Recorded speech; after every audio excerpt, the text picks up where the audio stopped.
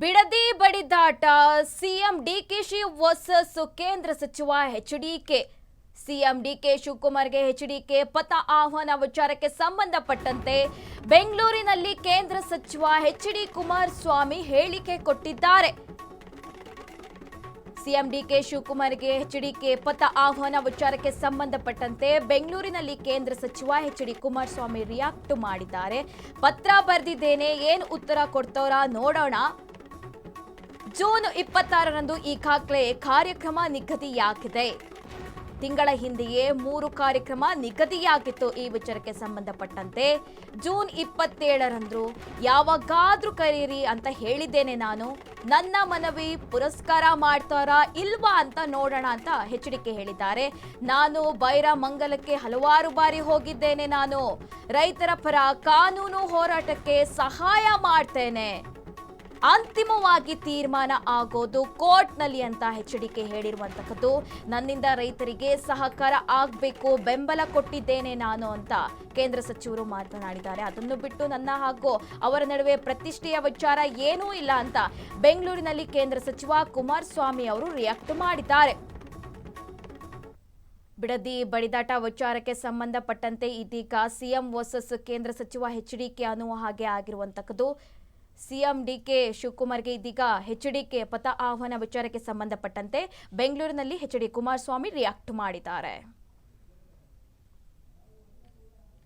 ಅದಕ್ಕೆ ಅವ್ರೇನು ಉತ್ತರ ಕೊಡ್ತಾರೆ ನೋಡಿ. 26 ಈಗಾಗಲೇ ಒಂದು ತಿಂಗಳ ಹಿಂದೆನೆ 3 ಕಾರ್ಯಕ್ರಮಗಳಿದೆ ನನಗೆ.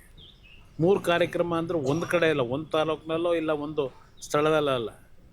ಅದು ನನಗೆ ಕುಣಿಗಲ್ಲು, ಶ್ರೀರಂಗಪಟ್ಟಣ, KR ನಗರ, ಹೀಗೆ ಹಲವಾರು ಭಾಗದಲ್ಲಿ ನಿಗದಿತ ಕಾರ್ಯಕ್ರಮಗಳಿದ್ದಾವೆ. ಅವತ್ತು ಬೆಳಗ್ಗೆಯಿಂದ ಸಾಯಂಕಾಲದವರೆಗೂ ಸಂಪೂರ್ಣವಾಗಿ ಕಾರ್ಯಕ್ರಮಗಳಲ್ಲಿರ್ತೀನಿ. ಅದರಿಂದ 27ನೇ ತಾರೀಕು ಬೆಳಗ್ಗೆ ಎನಿ ಟೈಮ್ ಕರೀರಿ ಅಂತಕ್ಕಂಥ ಒಂದು ಪತ್ರದಲ್ಲಿ ಮನವಿ ಮಾಡಿದ್ದೇನೆ. ಆ ಮನವಿಗೆ ಏನು ಪುರಸ್ಕಾರ ಮಾಡ್ತಾರೋ ಏನು ಮಾಡ್ತಾರೋ ನೋಡೋಣ. ಬೈರಮಂಗಲಕ್ಕೆ ಹಲವಾರು ಬಾರಿ ಹೋಗಿದ್ದೀನಿ.